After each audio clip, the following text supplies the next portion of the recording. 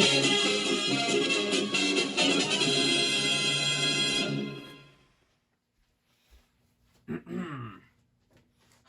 and welcome back to Belmont Bunch. No game happened tonight. I am enjoying some hot cocoa because no game happened tonight, so I just kind of relaxed, put my pajamas on early. So the Islanders lose 4-1. The Rangers play a really good game, and this is part of the reason I was a little bit worried about these Ranger games coming up and having so many Ranger games left on the schedule. Not really worried in terms of like missing the playoffs, but in terms of losing home ice, which is right now I think the team's primary goal has to be getting home ice. And it was a weird game tonight because I feel like a lot of these stats make it look pretty close, and then the score doesn't look that close. The Isles, the only sustained period of play that they looked decent was like that, or I'll say the only sustained period where they looked good was after they went down 2-0, they get the goal from Brock that got disallowed, and then they respond really well by scoring an actual goal after that from Andy Green. Great shot from the point, just putting it on net, little traffic from Leo, little traffic from Ebbs, good pass by Barzal, and the Isles struggled to put something like that on repeat. I don't know. It just felt like they were a little off tonight, and I feel like this is still them getting used to their new teammates.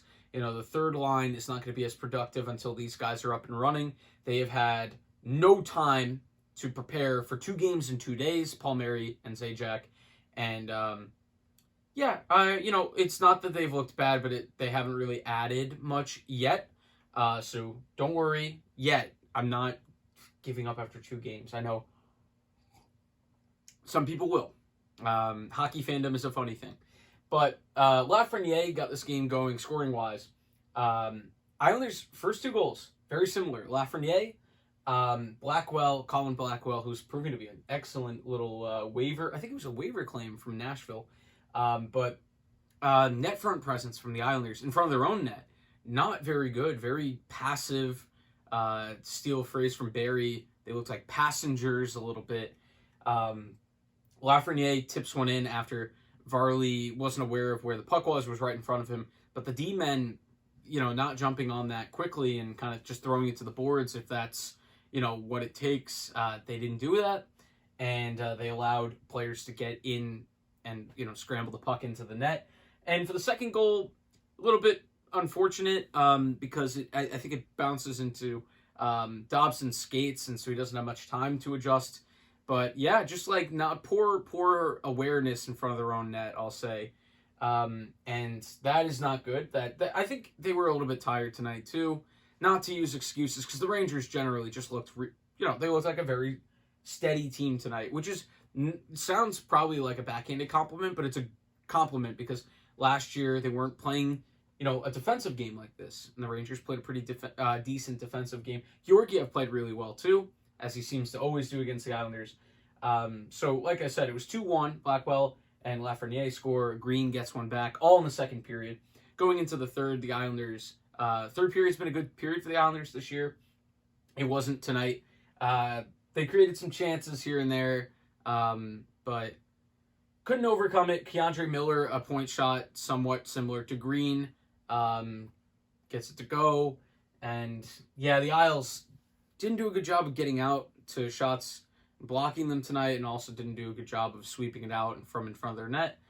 The good thing is I feel like those are 2 glaringly obvious things that they can work on. And after the Sunday game against the Rangers, they have a few days off. They don't play till Thursday.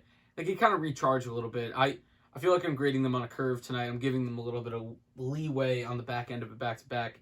Even though under Trotz, they've historically been fantastic in the back end of back-to-backs. That's not always going to be the case.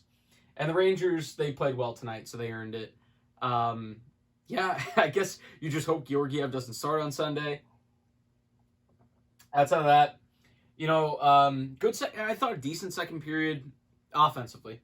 But yeah, I don't know. Could be a line shakeup coming. I know everybody, of course, Wahlstrom is the name, but I feel like they're giving Zajac and Palmieri their shot. And, of course, Leo would be another name Islander fans would want out, but I just don't, like, I know we waived him a bunch of times this year, but I don't know. I want him out, too. I'm basically just vocalizing what I think Barry's thoughts are, which are, oh, he's been playing at a higher level recently, and I really hope that one assist to Eberle doesn't win him like 10 straight games on the first line.